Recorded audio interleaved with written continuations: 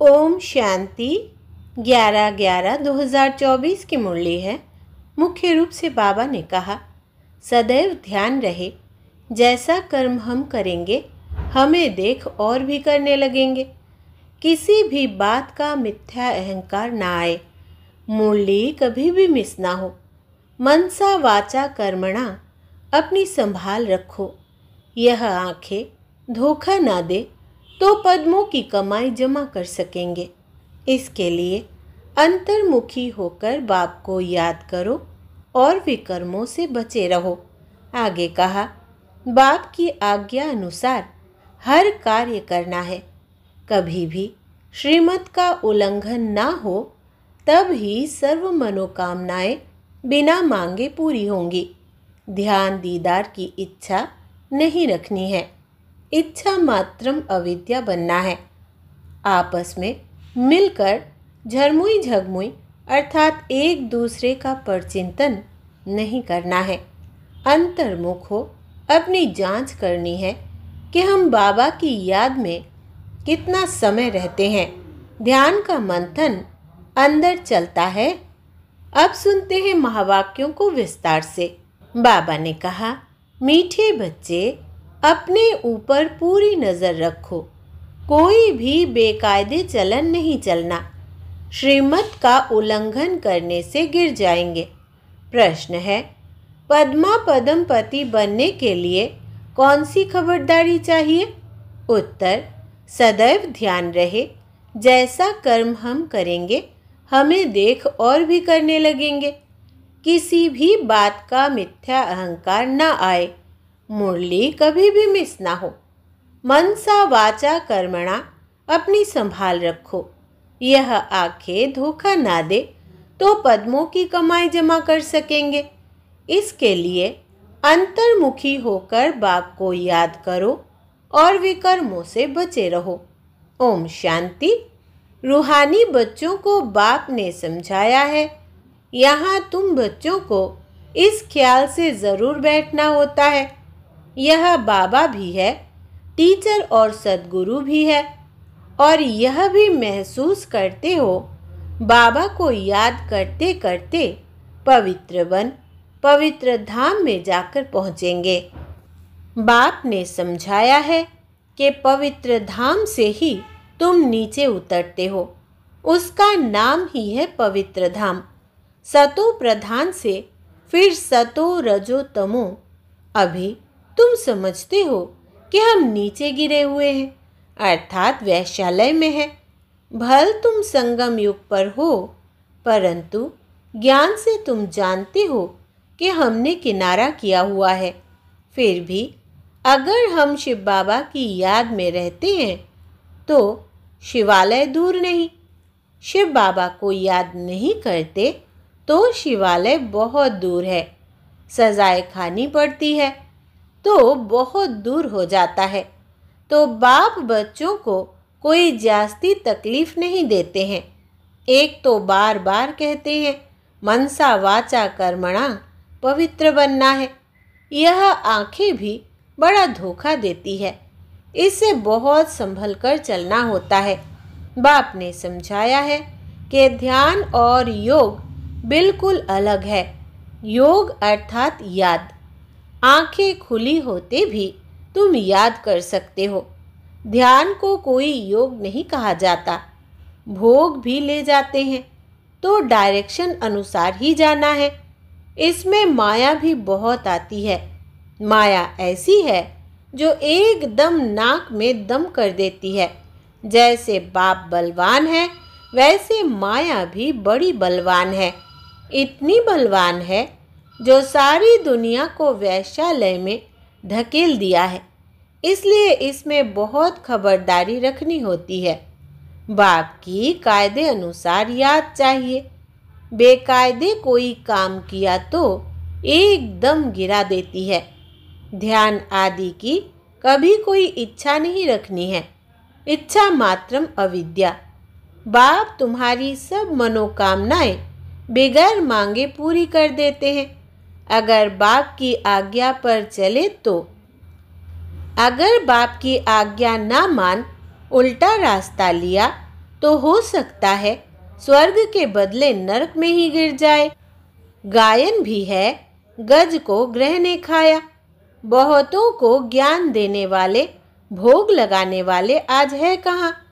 क्योंकि बेकायदे चलन के कारण पूरे मायावी बन जाते हैं। डीटी बनते बनते डेविल बन जाते हैं। बाप जानते हैं कि बहुत अच्छे पुरुषार्थी जो देवता बनने वाले थे, वो असुर बन असुरों के साथ रहते हैं, ट्रेटर हो जाते हैं। बाप का बनकर फिर माया के बन जाते। उन्हें ट्रेटर कहा जाता है। अपने ऊपर नज़र रखनी होती है। श्रीमत का उल्लंघन किया तो यह गिरे, पता भी नहीं पड़ेगा। बाप तो बच्चों को सावधान करते हैं कि कोई ऐसी चलन ना चलो जो रसातल में पहुंच जाओ। कल भी बाबा ने समझाया, बहुत गोप है, आपस में कमेटियाँ आदि बनाते हैं। जो कुछ करते हैं श्रीमत के आधार बगैर करते हैं तो डिससर्विस करते हैं। बेगार श्रीमत करेंगे तो गिरते ही जाएंगे। बाबा ने शुरू से कमेटी बनाई थी तो माताओं की बनाई थी, क्योंकि कलश तो माताओं को ही मिलता है। वंदे मातरम गाया हुआ है ना। अगर गोप लोग कमेटी बनाते हैं तो बंदे गोप तो गायन नहीं है। श्रीमत पर नहीं तो माया के जाल में फंस पड़ते हैं। बाबा ने माताओं की कमेटी बनाई, उन्हों के हवाले सब कुछ कर दिया। पुरुष अक्सर करके दिवाला मारते हैं, स्त्रियां नहीं। तो बाप भी कलश माताओं पर रखते हैं। इस ज्ञान मार्ग में माताएं भी दिवाला मार सकती है। पद्मा पदम भाग्यशाली जो बनने वाले हैं वो माया से हार खाकर दिवाला मार सकते हैं। इसमें स्त्री पुरुष दोनों दिवाला मार सकते हैं और मारते भी है। कितने हार खाकर चले गए, गोया दिवाला मार दिया ना। बाप समझाते हैं, भारतवासियों ने तो पूरा दिवाला मारा है। माया कितनी जबरदस्त है, जो समझ नहीं सकते हैं हम क्या थे, कहाँ से एकदम नीचे आकर गिरे हैं। यहाँ भी ऊंच चढ़ते चढ़ते फिर श्रीमत को भूल अपनी मन मत पर चलते हैं तो दिवाला मार देते हैं। वो लोग तो दिवाला मारते फिर 5-7 वर्ष बाद खड़े हो जाते हैं। यहाँ तो 84 जन्मों का दिवाला मारते हैं। ऊंच पद पा न सके, दिवाला मारते ही रहते हैं। बाबा के पास फोटो होता तो बतलाते। तुम कहेंगे बाबा तो बिल्कुल ठीक कहते हैं, यह कितना बड़ा महारथी था, बहुतों को उठाते थे, आज है नहीं, देवाले में है। बाबा घड़ी घड़ी बच्चों को सावधान करते रहते हैं। अपनी मत पर कमेटियाँ आदि बनाना, इसमें कुछ रखा नहीं है। आपस में मिलकर झरमुई झगमुई करना, यह ऐसा करता था, फलाना ऐसा करता था, सारा दिन यही करते रहते हैं। बाप से बुद्धि योग लगाने से ही सतो प्रधान बनेंगे। बाप का बने और बाप से योग नहीं तो घड़ी घड़ी गिरते रहेंगे। कनेक्शन ही टूट पड़ता है। लिंक टूट जाए तो घबराना नहीं चाहिए। माया हमें इतना तंग क्यों करती है? कोशिश कर बाप के साथ लिंक जोड़नी चाहिए, नहीं तो बैटरी चार्ज कैसे होगी? वे कर्म होने से बैटरी डिस्चार्ज हो जाती है। शुरू में कितने ढेर के ढेर बाबा के आकर बने, भट्टी में आए, फिर आज कहाँ है? गिर पड़े क्योंकि पुरानी दुनिया याद आई। अभी बाप कहते हैं, मैं तुमको बेहद का वैराग्य दिलाता हूँ। इस पुरानी दुनिया से दिल नहीं लगाओ, दिल स्वर्ग से लगानी है। अगर ऐसा लक्ष्मी नारायण बनना है तो मेहनत करनी पड़े। बुद्धि योग एक बाप के साथ होना चाहिए। पुरानी दुनिया से वैराग्य, सुख धाम और शांति धाम को याद करो। जितना हो सके उठते बैठते चलते फिरते बाप को याद करो। यह तो बिल्कुल ही सहज है। तुम यहाँ आए ही हो नर से नारायण बनने के लिए। सबको कहना है कि अब तमो प्रधान से सतो प्रधान बनना है, क्योंकि रिटर्न जर्नी होती है। वर्ल्ड की हिस्ट्री ज्योग्राफी रिपीट माना नर्क से स्वर्ग, फिर स्वर्ग से नर्क, यह चक्र फिरता ही रहता है। बाप ने कहा है यहाँ स्वदर्शन चक्रधारी होकर बैठो। इसी याद में रहो कि हमने कितने बार चक्र लगाया है। अभी फिर से हम देवता बन रहे हैं। दुनिया में कोई भी इस राज को नहीं समझते हैं। यह ज्ञान देवताओं को है नहीं, वो तो है ही पवित्र। उनमें ज्ञान ही नहीं जो शंख बजावे, वो पवित्र है। उनको यह निशानी देने की दरकार नहीं। निशानी तब होती है जब दोनों इकट्ठे होते हैं। तुमको भी निशानी नहीं, क्योंकि तुम आज देवता बनते बनते कल असुर बन जाते हो। बाप देवता बनाते, माया असुर बना देती है। बाप जब समझाते हैं तब पता पड़ता है कि सचमुच हमारी अवस्था गिरी हुई है। कितने बेचारे शिव बाबा के खजाने में जमा कराते, फिर मांग कर असुर बन जाते। इसमें योग की ही सारी कमी है। योग से ही पवित्र बनना है। बुलाते भी हो बाबा आओ, हमें पतित से पावन बनाओ, जो हम स्वर्ग में जा सके। याद की यात्रा है ही पावन बन ऊंच पद पाने के लिए। जो मर जाते हैं फिर भी जो कुछ सुना है तो शिवालय में आएंगे ज़रूर, पद भल कैसा भी पाए। एक बार याद किया तो स्वर्ग में आएंगे ज़रूर, बाकी ऊंच पद पा न सके। स्वर्ग का नाम सुनकर खुश होना चाहिए।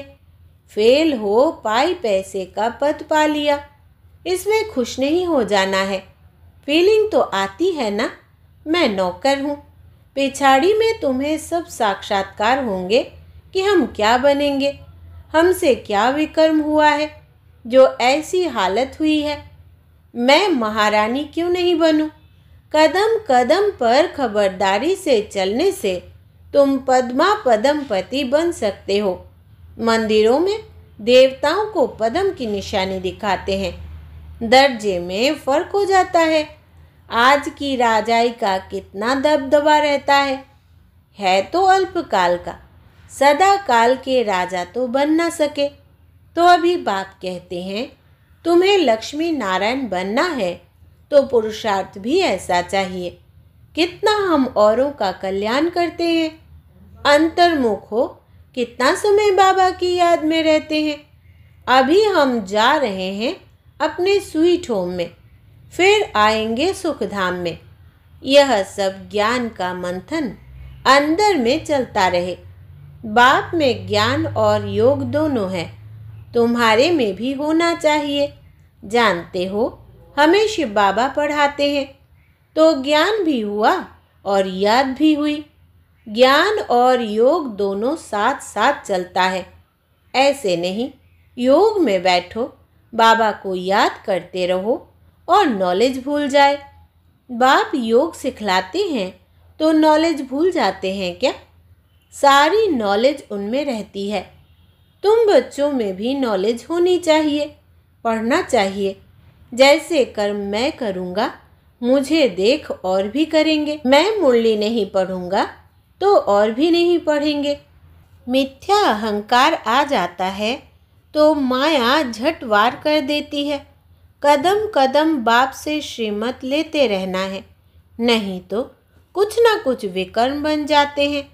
बहुत बच्चे भूले करते बाप को नहीं बताते तो अपनी सत्यानाश कर लेते हैं।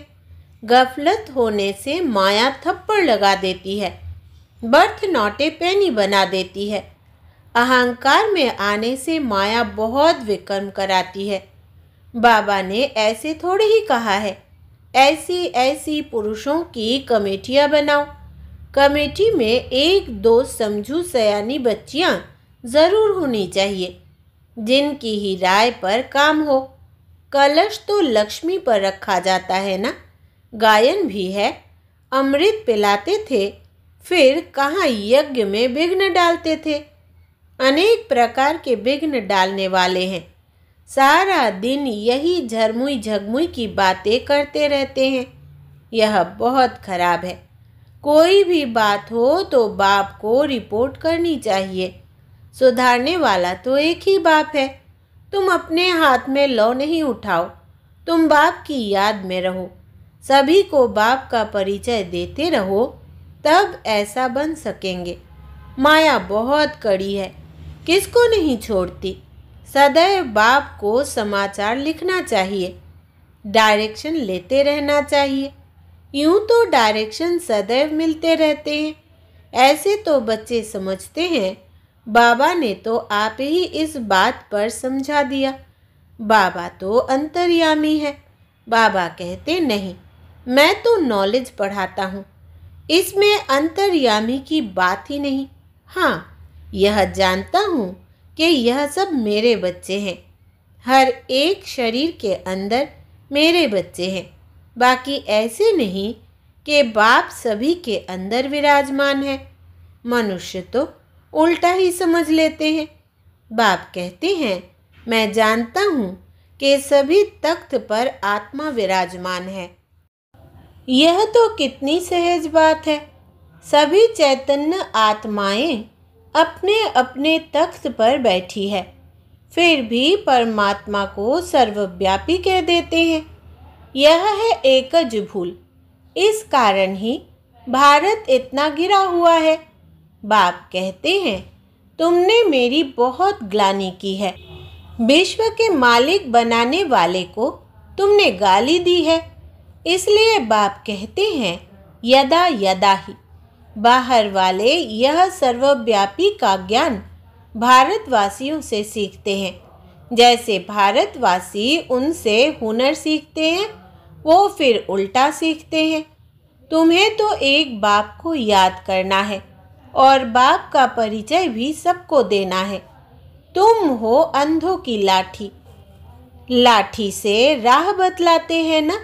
अच्छा, मीठे मीठे सिकिलधे बच्चों प्रति माता पिता बाप दादा का याद प्यार और गुड मॉर्निंग। रूहानी बाप की रूहानी बच्चों को नमस्ते। हम रूहानी बच्चों की रूहानी बाप दादा को याद प्यार, गुड मॉर्निंग और नमस्ते बाबा नमस्ते। धारणा के लिए मुख्य सार। पहला, बाप की आज्ञा अनुसार हर कार्य करना है। कभी भी श्रीमत का उल्लंघन ना हो, तभी सर्व मनोकामनाएं बिना मांगे पूरी होंगी। ध्यान दीदार की इच्छा नहीं रखनी है। इच्छा मात्रम अविद्या बनना है। दूसरा है, आपस में मिलकर झरमुई झगमुई अर्थात एक दूसरे का परचिंतन नहीं करना है। अंतर्मुख हो अपनी जांच करनी है कि हम बाबा की याद में कितना समय रहते हैं। ज्ञान का मंथन अंदर चलता है। वरदान है, हर आत्मा के संबंध संपर्क में आते सबको दान देने वाले महादानी वरदानी भव। विस्तार है, सारे दिन में जो भी संबंध संपर्क में आए, उसे कोई ना कोई शक्ति का, ज्ञान का, गुण का दान दो। आपके पास ज्ञान का भी खजाना है तो शक्तियों और गुणों का भी खजाना है। तो कोई भी दिन बिना दान दिए खाली ना जाए, तब कहेंगे महादानी। दूसरा, दान शब्द का रूहानी अर्थ है सहयोग देना। तो अपनी श्रेष्ठ स्थिति के वायुमंडल द्वारा और अपनी वृत्ति के वाइब्रेशन द्वारा हर आत्मा को सहयोग दो, तब कहेंगे वरदानी। स्लोगन है, जो बाप दादा और परिवार के समीप है, उनके चेहरे पर संतुष्टता, रूहानियत और प्रसन्नता की मुस्कुराहट रहती है। जो बाप दादा और परिवार के समीप है, उनके चेहरे पर संतुष्टता, रूहानियत और प्रसन्नता की मुस्कुराहट रहती है। ओम शांति।